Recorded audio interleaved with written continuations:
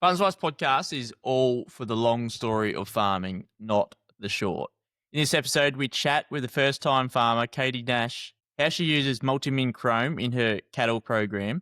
She also shares with us what it's like jumping into the deep end cattle farming, coming from the city and going to the country. How she's using the trace minerals to boost her herd's health and any lessons that she's picked up along the way. It's going to be a ripper episode, so let's get into it. Well, Kaitie Nash, welcome to the Farmers Advice podcast.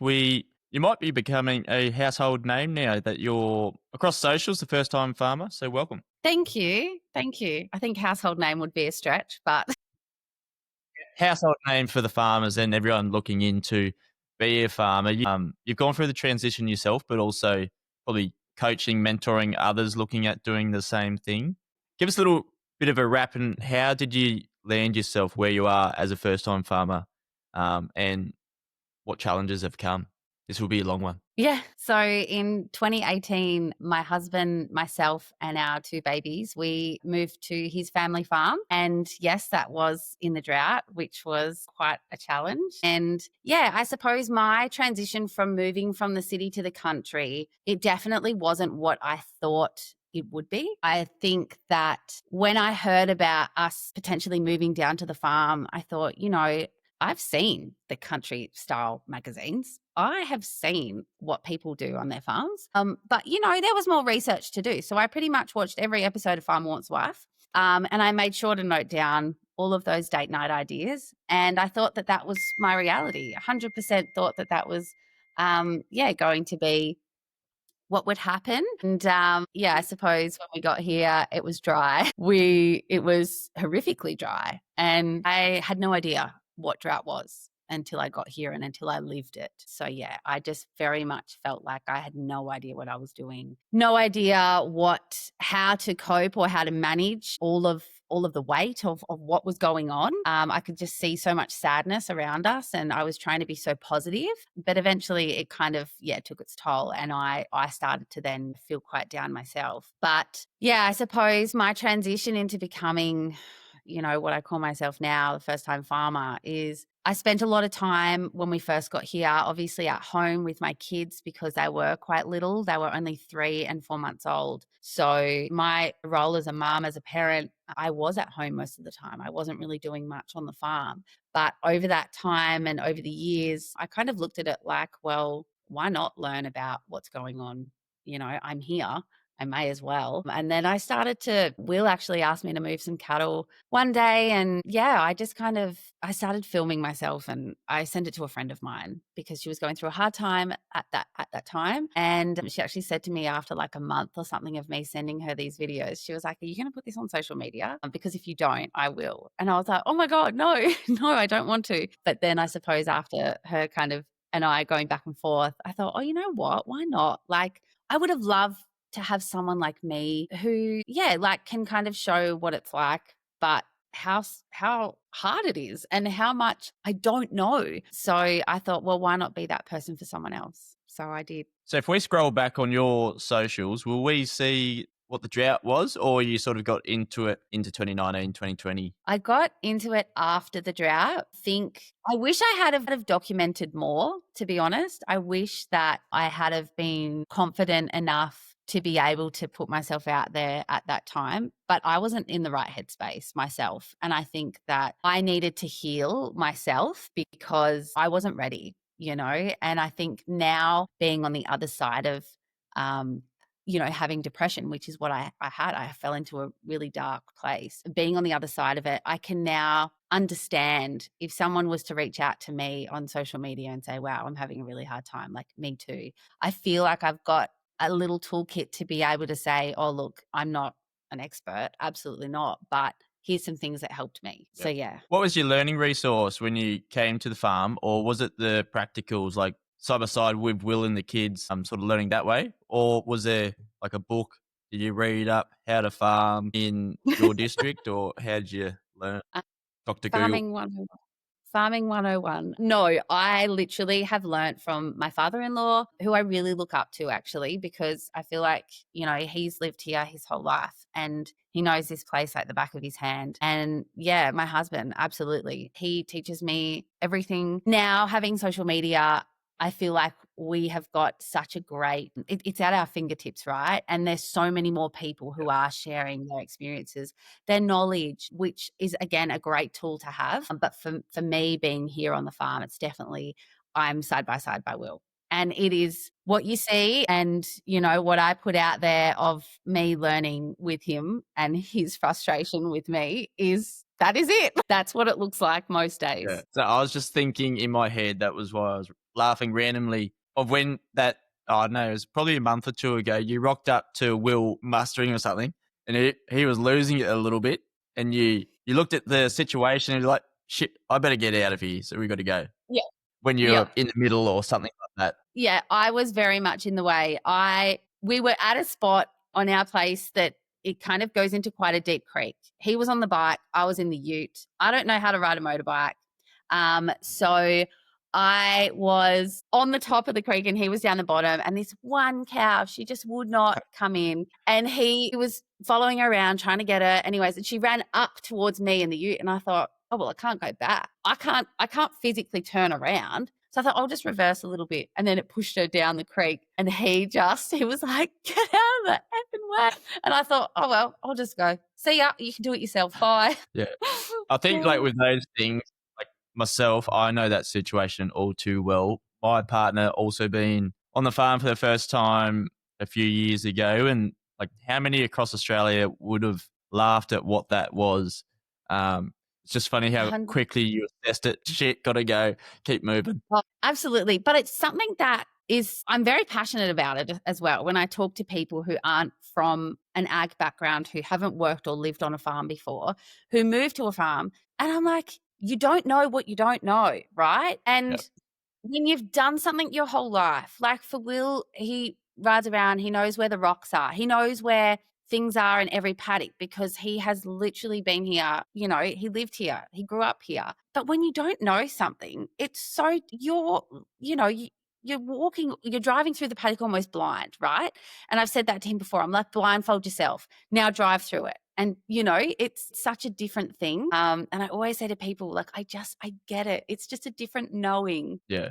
I think like flying through a paddock, if a crop's up or there's long grass and stuff, and like if you know that paddock, you can. But if you're probably first time there, you're like, is there a rock? Is there a stick? Is there a snake? Is there whatever under there? Yeah.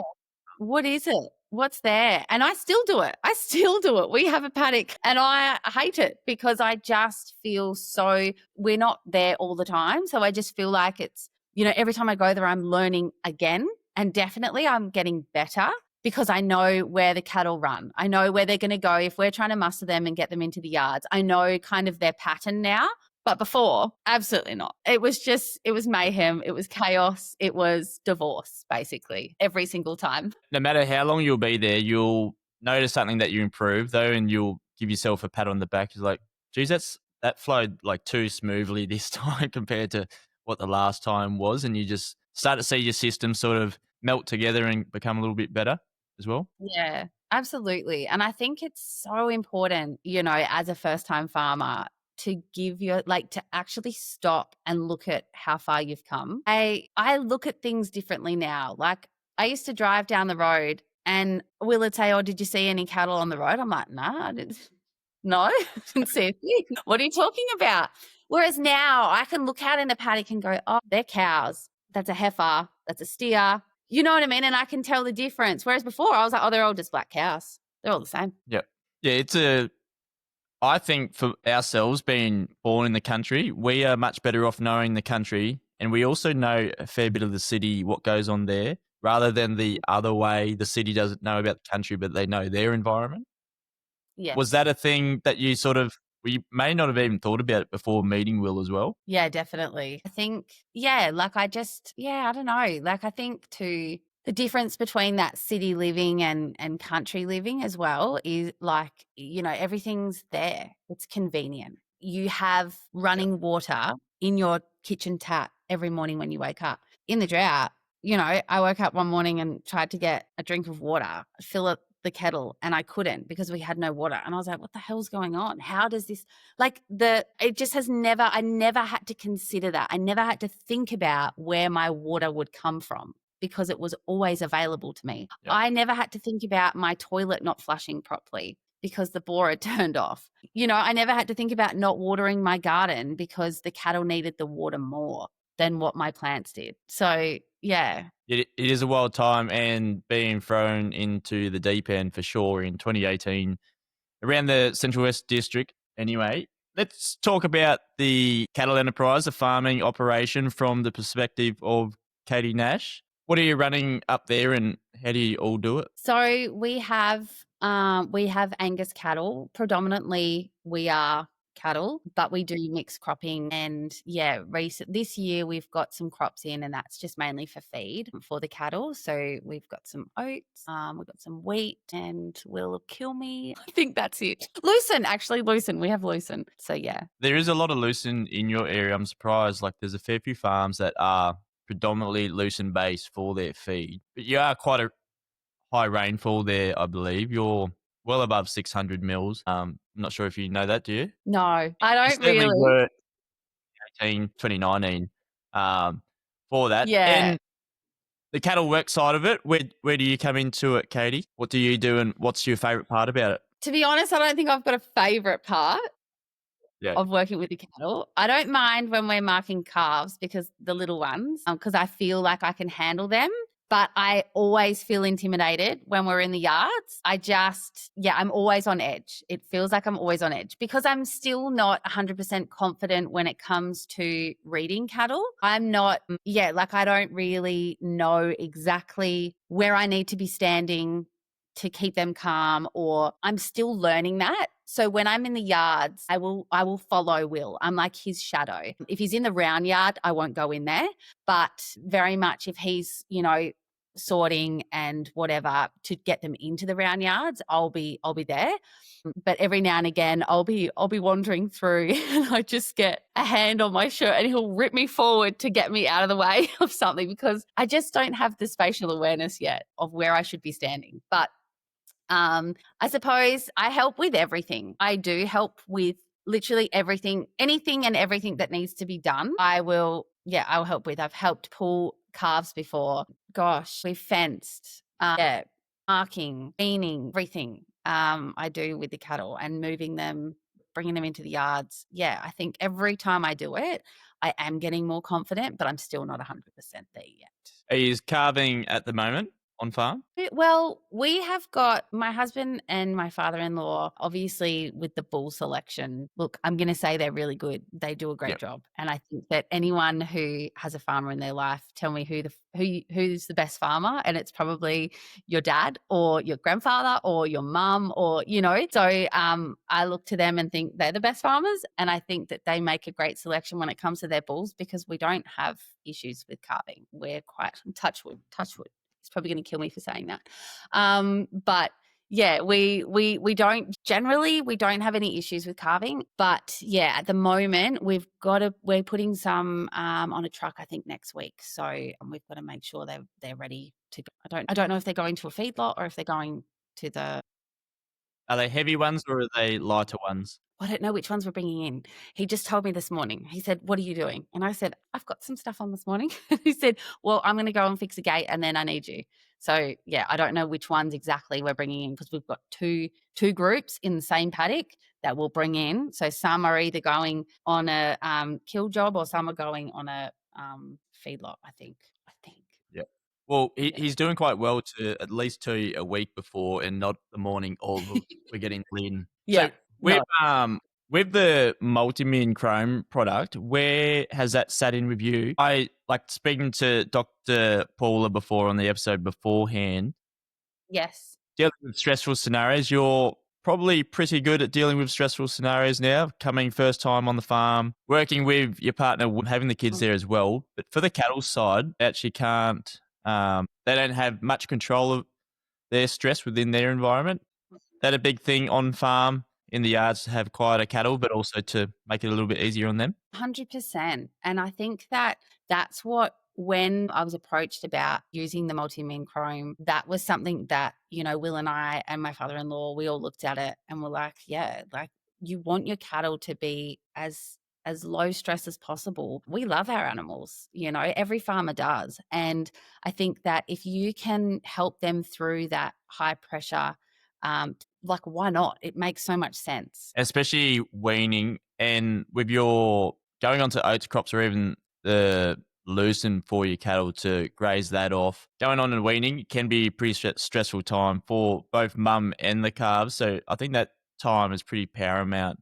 As Dr. Paul has said, to within your program to implement that if you foresee or to make it as a preventable as well during the winter periods. Working it in the yards though, how fun is that with Will, the kids at hand and everything? How do you find the program yourself, like actually putting it into the cattle? Are you on the gun? Yes. So it depends because some of them, like I said, they intimidate me. So I'm trying to be more confident with it, but also you don't want to get it wrong. You know what I mean? Like Yep. the quicker you can have them in the crush and out, the better. And so yeah, like I had a go with injecting, but again, Will was better at it because he knew where to go. He knew how to do it exactly. Whereas I was a little bit more hesitant and he was like, Kaitie, you're causing more stress. And I was like, I'm stressed. They're stressed. I would actually really like to see Verbac bring out a gummy or something for humans. Like I want to be low stress in the yards too.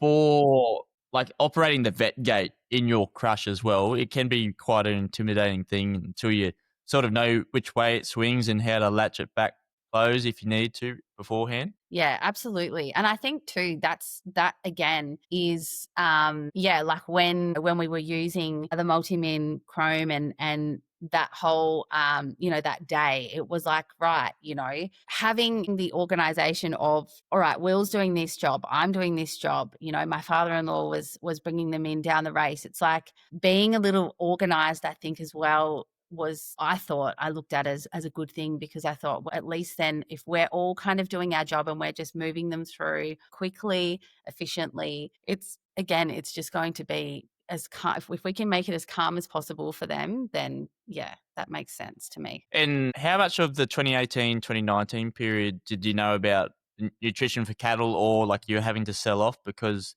there wasn't as much feed this time? Because the uptake of nutrients, depending on what type of feed you have, will be changing. Like now it would be quite wet, so it might run through them a little bit more for the Yeah. cattle to take in the nutrients. I think that's a way to look at it, or there's actually no green grass around unless you've got your fodder crops, of course. Yeah.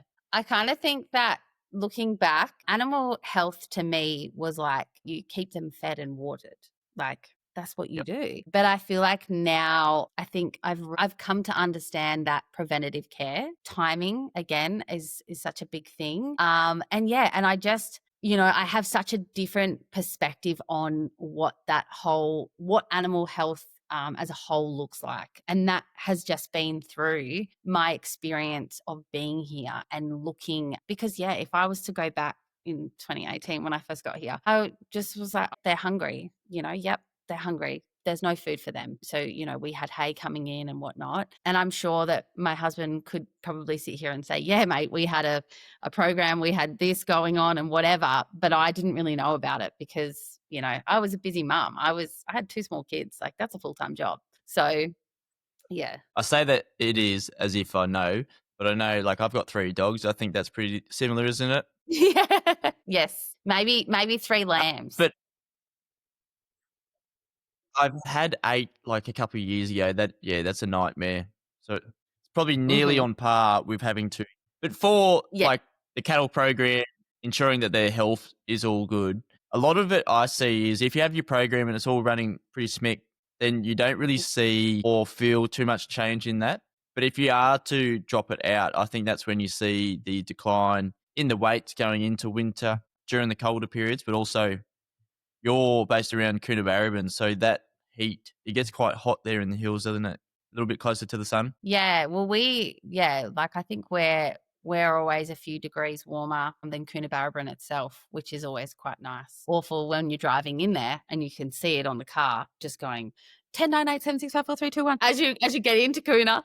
But yeah, we are a little bit warmer out here. But we have had so many frosts this year. Like it has been, I would say it's just a normal winter. It's cold. But we have had a lot of frosts this winter and big frosts. Yeah, it was a week ago or something. You probably had the same one. I got up and actually it looks like it snows. Like from the outside eye, you would think it snowed. Yeah. Yeah. But Huge. if we're freezing, we know that it's snowing in Oberon, Orange, and it's probably the same for you. Orange is 7 degrees colder than Dubbo, and I think Dubbo's pretty cold as well. Yeah. But no, for anyone listening to this podcast, what have you gotten out of using Multimin Chrome from what you've learned from Will, your father-in-law as well, just about having healthier cattle and using the tools that are available to you? I think that, look, I wouldn't say it was like dramatic results, but I think that I feel like it's the stability. Yep. There's stability there. And I think, you may not realize something straight away, but when you bring them back in and you actually look at it and go, oh, wow, what has the weight gain been? It may be that they've put on an extra, as a comparison, for example, this one that didn't have the multimin chrome and this one that did.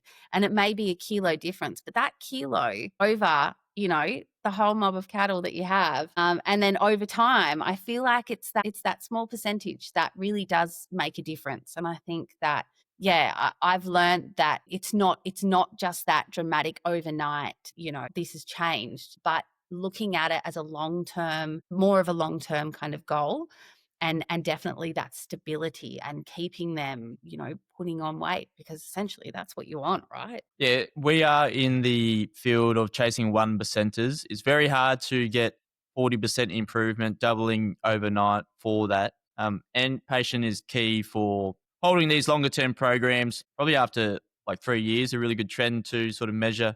And we've got the tools. I don't know if you've got an OptiWeigh or like in paddock weighing system that can actually let you know what's happening overnight as well.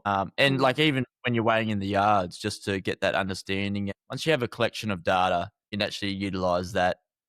Will can utilize that and let you know how they're doing, Kaitie. Yeah, absolutely. And I have seen them. I have seen the ways in the paddocks. We don't have one, but yeah, I do look at all of these things and I think, it is that 1%, it's the small little things and the small little changes that you make, I think. And I feel like that data collection and looking at, you can look through it like with a fine tooth comb, like ultimately what's the outcome you're looking for? For everyone. But if, you're wanting this as your outcome, then yeah, do the work and look at it. Yeah, it's a great question of pretty much every part of life. What outcome do you want? For yourself, for your cattle, for your personal life, your relationships and everything like that. That's a great way to put it. For anyone looking to find out more about Multimin Chrome, there's a link in the show notes, or head to your local rural merchant. They'll be sure to have it. Kaitie, what's next for the cattle operation? What does Will drag you onto, or you next mustering in to offload them next week? Well, I think that's actually happening. I think it's happening today. I've got to bring them in. And I think we're doing a reweigh and getting them ready. So I don't know what that means, but I will be there. I will be there as confident as hell. Well, we'll be sure to be watching along on socials. Where's the best place for us to see what Kaitie Nash gets up to each and every day? So you can find me mainly on Instagram or Facebook. And yeah, it's just Kaitie_Nash, the first time farmer. And yeah, I pretty much will be continuing to share my life and all of the things that happen. No, we love to see it. For us that started in the industry, like born in it, we love it, but also they probably love it a lot more from the city as well. Seeing a lot more engagement city side, do you think? I think it's honestly quite, I wouldn't say 50-50, but there are a lot of people who have grown up in ag and, as farmers themselves and have told me how much they can relate to my content, which I was really surprised about. But, there's a lot of farm kids working with their parents who grew up not knowing what to do, but would get, maybe roused on by their mum or dad saying, go and do this, go and do that. And they have actually found some humor and relatable. Yeah, just with it, which I was so surprised about because I thought, oh, maybe it was just people who have moved